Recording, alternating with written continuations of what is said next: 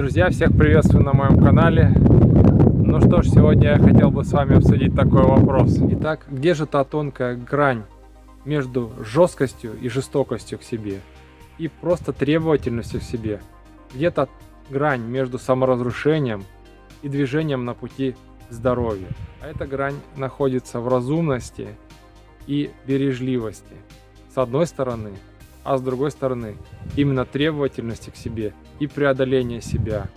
Но не для того, чтобы доказать всем, что ты это можешь, а для того, чтобы действительно заставить себя работать и работать целенаправленно именно на здоровье, а не для того, чтобы доказать кому-то, что ты можешь разрушить себя. Почему я решил записать такое видео? Очень часто приходится слышать, что люди должны работать над собой, быть к себе безжалостными и заставлять, несмотря ни на что, совершать те или иные действия. Мне бы хотелось сказать, что доля правды в этом есть, но лишь незначительная. Самое главное, друзья, это именно требовательность и постепенность в нагрузках. Как вы думаете, ребята, вот такая погода, как сейчас, ветер, дождь, тучи, пасмурно, темно, хорошая погода для тренировки или нет? Многие, наверное, скажут, что скорее всего это плохая погода и эти условия для тренировки неблагоприятные. И большинство окажутся правы. Потому что если вы не готовы и у вас еще организм не готов к нагрузкам как физическим, так и климатическим, то такая погода не подходит. Вот сегодня у меня была пробежка 8 километров легким темпом. Потратил я на нее по 50 минут. В это время срывался дождь, дул ветер. Сыро, неприятно и некомфортно. Как вы думаете, друзья, что это? Жесткость тебе или все-таки требовательность? Как ответить на этот вопрос? Где-то тонкая грань между движением к саморазрушению и движением к силе.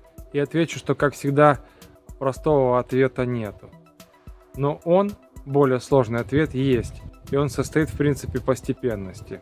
А также в том, что вы должны беречь себя и чутко к себе относиться. Если у вас стоит задача оздоровления, то вы в первую очередь должны строить свой тренировочный процесс на оздоровлении. О принципе постепенности я уже много раз говорил на канале и еще раз скажу, что он состоит в том, что вы заставляете себя испытывать постепенные нагрузки, как физические нагрузки, так и холодовые нагрузки, в том числе и морально-психологические. Нагрузки должны быть постепенными. Постепенность нагрузок позволяет вам двигаться вперед и не переходить на этап саморазрушения. Нередко люди говорят, что нужно быть жестким в себе и очень требовательным. Не бояться трудностей и не бояться преодолевать себя. Да, возможно, вы пробежите эти 10 километров по такой погоде, но, скорее всего, ничего хорошего с вами не будет. А если вы не подготовленный атлет или физкультурник, то, вероятнее всего, вы приобретете как минимум простуду, воспаление связок и суставов, и даже можете получить проблемы с сердцем, если у вас они такие уже существуют.